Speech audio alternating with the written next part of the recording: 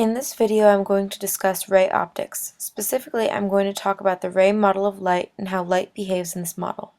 In the ray model of light, light travels in straight lines unless reflected by an object or refracted.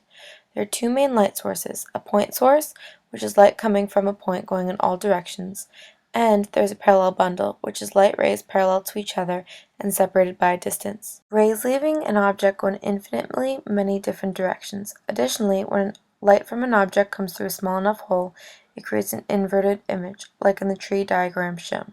Now I'm going to discuss reflection, which is when light rays bounce or reflect off a surface. There are two important types of reflection: specular reflection, like a mirror, and diffuse reflection, like from a page of a book. In specular reflection, the angle of incidence equals the angle of reflection, and both of these angles are measured with respect to the normal or perpendicular line. In diffuse reflection, rays hit the surface and bounce, but will reflect and diffuse light in all different directions.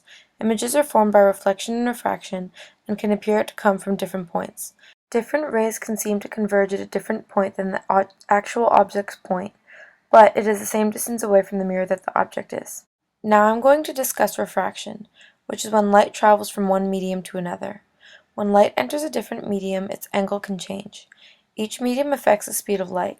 The index of refraction is how much the medium slows down the speed of light.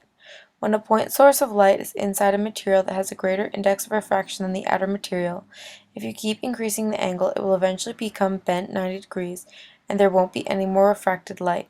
So beyond this critical angle, there is a total internal reflection and no more refraction. Dispersion is how all different colors are bent by different amounts. White light is made up of all visible colors of light. The index of refraction of a material depends on the color of the light, which is why we can see rainbows.